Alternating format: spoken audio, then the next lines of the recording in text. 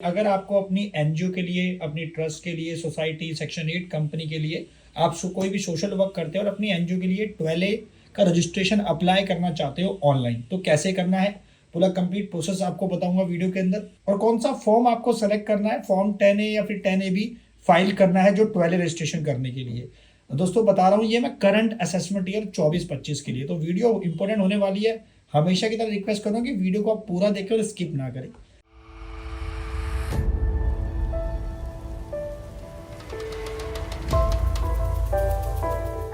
नमस्कार, मैं दीपक बैसला आपका स्वागत करता हूं हमारे यूट्यूब चैनल पर। दोस्तों चैनल पर नए हो तो वीडियोस को लाइक करें, ज़्यादा से ज़्यादा शेयर करें, कमेंट करें, ताकि हमें मोटिवेशन मिले और हम आपके लिए ऐसी अच्छी वीडियोस लाते रहें। चैनल को सब्सक्राइब नहीं कराया तो नीचे लाल बटन को दबा दें ताकि ऐसे वीडियो आपको टाइम टाइम पर मिलती रहे। और अगर आपने अभी हमें बाकी सोशल मीडिया प्लेटफॉर्म पर फॉलो नहीं करा है तो सबका लिंक डिस्क्रिप्शन में डाल दिया, क्लिक करके ज्वाइन जरूर कर लें, क्योंकि वहां पर आपको मिलेंगी अपडेट्स फाइनेंस और टैक्सेशन की। सो गाइस, सबसे पहले हमें क्या करना है, लॉगिन हमें कर लेना है इनकम टैक्स की वेबसाइट में। जिस भी एनजीओ का आप अप्लाई करना चाहते हैं तो उस केस में आप पैन नंबर और पासवर्ड से लॉगिन कर लीजिए। तो मैंने यहाँ पे लॉगिन करके रख रखा है। तो अब आपने क्या करना है, ई फाइल में जाना है, इनकम टैक्स फॉर्म पे जाके फाइल इनकम टैक्स फॉर्म पे क्लिक करना है और आपको जाना है इस ऑप्शन पे, person not dependent on any source of income पे क्लिक करना है। नीचे इसको स्क्रॉल करेंगे तो यहाँ पे आपको दिख जाएगा form 10A tax exemption and relief के लिए हम फॉर्म 10A अप्लाई करते हैं। इस पे फाइल नाउ पे क्लिक करेंगे। गाइस, ये जो मैं अप्लाई कर रहा हूँ फॉर्म 10A, ये मैं कर रहा हूँ अभी 12A के लिए। वो आपको मैं वीडियो में आगे बताने वाला हूँ कि कौन सा सेक्शन कोड हम सेलेक्ट करने वाले हैं। तो इसलिए आपसे कहता हूँ कि वीडियो को पूरा देखें, वरना कोई ना पॉइंट आपसे मिस हो जाएगा। ठीक है, सो अभी हम ये सेलेक्ट करेंगे असेसमेंट ईयर 24-25 के लिए। और ये जो हम अप्लाई कर रहे हैं, काफी मन में क्वेश्चन होगा लोगों के कि सर ये प्रोविजन रजिस्ट्रेशन है कि फाइनल रजिस्ट्रेशन। देखिए, ये हमारा प्रोविजन रजिस्ट्रेशन है। आपकी कोई नई एनजीओ है, नई ट्रस्ट है, सोसाइटी है, सेक्शन 8 कंपनी है, तो आप उसके 12A के लिए आप अप्लाई कर रहे हैं, पहली बार अप्लाई कर रहे हैं, तो उसमें आपको प्रोविजन रजिस्ट्रेशन करना पड़ता है। तो ये हम प्रोविजन रजिस्ट्रेशन कर रहे हैं। मैं आपको प्रोविजन रजिस्ट्रेशन यहाँ पे करना सिखा रहा हूँ फॉर्म 10A के द्वारा जो किया जाता है। ठीक है, तो अभी हमारे पास सारे ये पॉइंट्स यहाँ पे आ गए हैं, जो हमें एक एक करके यहाँ पे सारे क्रेडेंशियल जो डिटेल्स होती है हमें यहाँ पे सारी मेंशन करनी है। तो सबसे पहले हमारा आता है इनकॉर्पोरेशन और कॉन्स्टिट्यूशन डिटेल, जिसके अंदर आपको दोस्तों यहाँ पे डिटेल दिख जाएगी सारी, आपका पैन नंबर, आपका नेम, आपका एड्रेस। अब जो सेकंड पॉइंट आता है सेक्शन कोड, कि आपको कौन सा सेक्शन यहाँ पे सेलेक्ट करना है। तो 12A के लिए आपको यहाँ पे सेक्शन कोड सेलेक्ट करना है 02। ये आपको ध्यान रहे कि आपको 02 यहाँ पे सेलेक्ट करना है। अगर आपकी नई एनजीओ है, प्रोविजन रजिस्ट्रेशन आप अप्लाई कर रहे हैं पहली बार, तो 02 आपको 12A के लिए अप्लाई करना है। उसके बाद आपकी एक्टिविटीज क्या क्या है, जैसे हमारी केस में चैरिटेबल एक्टिविटीज है। ठीक है, उसके बाद टाइप ऑफ कॉन्स्टिट्यूशन आपका क्या है, हमारी कंपनी है, सेक्शन 8 कंपनी है, क्योंकि एनजीओ का रूप हमारा ट्रस्ट भी कहा जाता है, सेक्शन 8 कंपनी भी कहा जाता है और सोसाइटी भी कहा जाता है। और ये हमारी सेक्शन 8 कंपनी रजिस्टर्ड है, आपको यस और नो में जवाब देना है। उसके बाद उसकी डेट ऑफ इनकॉर्पोरेशन यहाँ पे मेंशन करनी है, रजिस्ट्रेशन नंबर मेंशन करना है, और उसको किसने यहाँ पे रजिस्ट्रेशन इनकॉर्पोरेशन का जो सर्टिफिकेट है वो किस अथॉरिटी, किस ऑर्गेनाइजेशन ने इशू करा है, उसका नेम यहाँ पे मेंशन करना है। तो ये सब इन्फॉर्मेशन मैं डाल देता हूँ एक बार।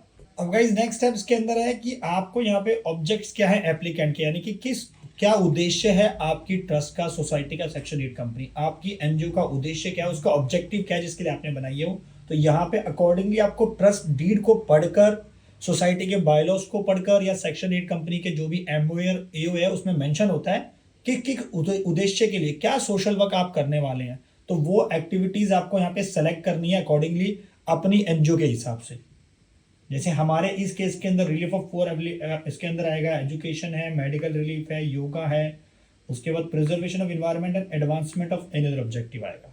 तो ये हमने अकॉर्डिंगली सेलेक्ट कर दिया है। उसके बाद इसको हम सेव करेंगे। लेकिन ये जो 6 पॉइंट दोस्तों है, ये सिर्फ होता है आपका ट्रस्ट डीड में कंटेन, मतलब अगर आप कोई ट्रस्ट डीड है, अगर आपकी कोई ट्रस्ट है एनजीओ, अगर आप जिसके लिए अप्लाई कर रहे हैं, तो उस केस में 6 पॉइंट एप्लीकेबल होता है कि आपकी ट्रस्ट डीड में इररेवोकेबल का क्लॉज होना चाहिए। तो ये चीज आप चेक कर ले। जैसे मेरी सेक्शन 8 कंपनी जिसके लिए हम अप्लाई कर रहे हैं अभी, तो इस केस में ये एप्लीकेबल नहीं होता, तो उसको हम जो है आगे इसको हम छोड़ सकते हैं, इग्नोर कर सकते हैं। इसको सेव पे क्लिक करेंगे, देन जैसे इसको सेव पे क्लिक करेंगे ये हमारा यहाँ पे सेव हो जाएगा। तो गाइस, यहाँ पे हमारा कंप्लीट हो गया पहला स्टेप। अब हमें जाना है अदर रजिस्ट्रेशन डिटेल में, कि अगर आपके पास दर्पण नीति आयोग का रजिस्ट्रेशन सर्टिफिकेट है तो उसको डिटेल आप यस करके यहाँ पे ऐड करना है। एफसीआरए का तो एफसीआरए का करना है, या किसी इनकम टैक्स में अगर आपके पास कोई और रजिस्ट्रेशन है तो वो यहाँ पे आप ऐड कर सकते हैं।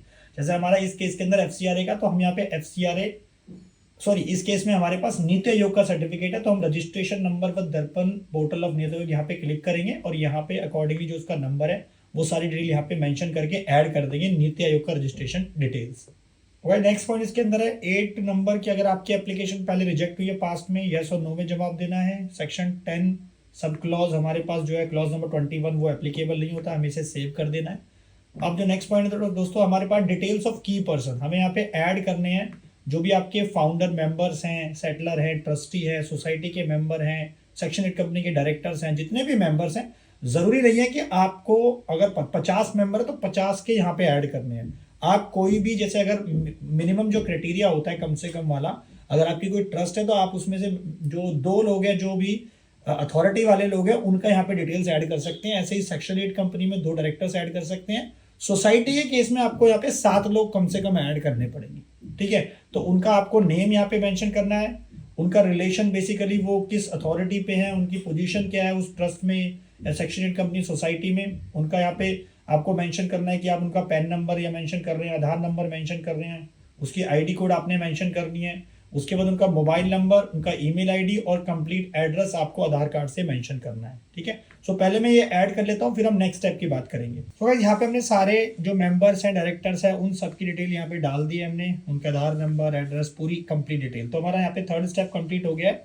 अब चौथा हमारे पास है detail of assets and liabilities, जो कि आपको डालनी है किससे, फाइनेंशियल से चेक करके। लेकिन जैसे इस केस के अंदर हमारी नई एनजीओ है, 3-4 महीने हुए हैं, कोई फाइनेंशियल रिकॉर्ड नहीं है, तो आप यहाँ पे कॉर्पस वगैरह में 0 डाल सकते हैं। और ये ऑप्शन आपको सेलेक्ट करना है कि आपकी जो रिटर्न है लास्ट असेसमेंट ईयर की, जिसका अभी टाइम पीरियड एक्सपायर नहीं हुआ है, तो क्या उसकी अपने ITR जो है फाइल कर दिया है, तो आपने वो यहाँ पे मेंशन करना है, return of income for the last year for which due date has expire, sorry जो एक्सपायर हो चुका है उसके लिए आपको यहाँ पे यस और नो क्लिक करना है। कॉर्पस में आपको यहाँ पे 00 मेंशन करना है अभी हमें, क्योंकि हमारे पास यहाँ पे अभी कोई डिटेल अवेलेबल नहीं है। उसके बाद आपने यहाँ पे सेव कर देना। जैसे दोस्तों उसको सेव कर देंगे, ये हमारा स्टेप हो गया है। इनकम डिटेल्स अगेन आपको मेंशन करनी है पिछले 3 सालों की, लेकिन हमारी नई है अभी एनजीओ, तो कुछ भी हमारे पास इन्फॉर्मेशन नहीं है। तो आप लास्ट जो भी फाइनेंशियल ईयर होगा लेटेस्ट पिछले साल का, वो सेलेक्ट करके यहाँ पे आप 00 मेंशन कर सकते हैं। कई सारे लोगों को कन्फ्यूजन थी कि सर कैसे करना है, तो आप 00 कर सकते हैं, कोई दिक्कत वाली बात नहीं है। हमारे पास यहाँ पे 5th भी हो गया है, 6th हमें यहाँ पे भरना नहीं है, कोई हमारी कोई रिलीजियस एक्टिविटीज अवेलेबल नहीं है यहाँ पे। अब हमें करनी है वेरिफिकेशन, तो यहाँ पे आपको मेंशन करनी है डिटेल, फादर नेम, इसको सेलेक्ट करना है यस, और अकॉर्डिंगली यहाँ पे आपको मेंशन करना है प्लेस एंड इसको करना है सेव।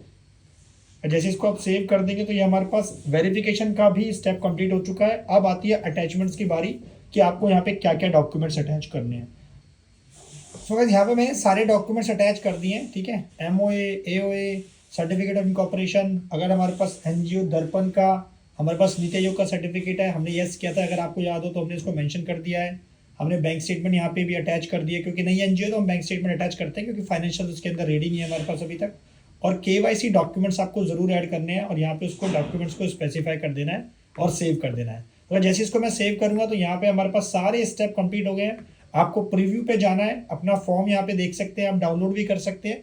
उसके बाद लास्ट स्टेप का जो आपके पास क्या है, आपको E-वेरीफाई करना है, यस आपको करना है। यहाँ पे यस करेंगे तो दोस्तों ध्यान रहे, सेक्शन 8 कंपनी के केस में आपसे यहाँ पे डिजिटल सिग्नेचर मांगेगा, तो डिजिटल सिग्नेचर आपको यहाँ पे अटैच करके डॉक्यूमेंट को क्या करना है, E-वेरीफाई करना है और उसको सबमिट कर देना है। ये बिल्कुल लास्ट का स्टेप है, ठीक है। और अगर आप ट्रस्ट का किसी का फाइल करते हैं तो वहां पे आपको आधार, जो भी एक प्रिंसिपल मेंबर होगा, ट्रस्टी होगा, सेटलर होगा, फाउंडर होगा ट्रस्ट का, तो उसके आधार की जो डिटेल है, आधार के बेसिस पे OTP लेके आपको यहाँ पे E-वेरीफाई करना है, जैसे हम ITR वेरीफाई करते हैं इंडिविजुअल के केस में, राइट। तो लेकिन सेक्शन 8 कंपनी के केस में और ज्यादातर सोसाइटी के केस में यहाँ पे हमें डिजिटल सिग्नेचर के थ्रू ही E-वेरीफाई करना है। सो इसमें आपको कोई कंफ्यूजन नहीं होनी चाहिए, ठीक है। सो गाइस अगर आप चाहते हैं अपनी एनजीओ के लिए अप्लाई करवाना 80G 12A का फाइनल रजिस्ट्रेशन या फिर प्रोविजन, तो आप हमारी टीम से भी कनेक्ट कर सकते हैं। मैं आपसे हमेशा रिक्वेस्ट करूंगा कि आप जो है प्रोफेशनल को हायर करें। बहुत लोगों ने गलती करी है, बहुत लोगों ने टाइम लैप्स कर दिया, गवर्नमेंट ने बहुत टाइम दिया था कि अपना टाइम से आप 10A अगर आपने भर दिया तो 6 महीने के अंदर 10A भी फाइल कर दो, सब ने मिस कर दिया, तो सब परेशान है। सो इसलिए आप प्रोफेशनल से बात करें, उनसे ही आप जो है कंसल्टेंसी ले, उसके बेसिस पे आप अपना इजीली फॉर्म भर सकते हैं और हमारी टीम से आप जुड़ना चाहते हो तो नीचे दे नंबर पे कॉल कर सकते हैं, हमारी टीम से बात कर सकते हैं। आशा करता हूँ वीडियो आपको पसंद आई होगी और इस वीडियो में आपको कुछ ना कुछ एक सोल्यूशन दिया होगा। तो प्लीज वीडियो को लाइक करें, शेयर करें और अगर आपने चैनल को सब्सक्राइब नहीं करा तो नीचे लाल बटन को दबाएं ताकि ऐसी वीडियो आपको टाइम टाइम पे मिलती रहे। Thank you.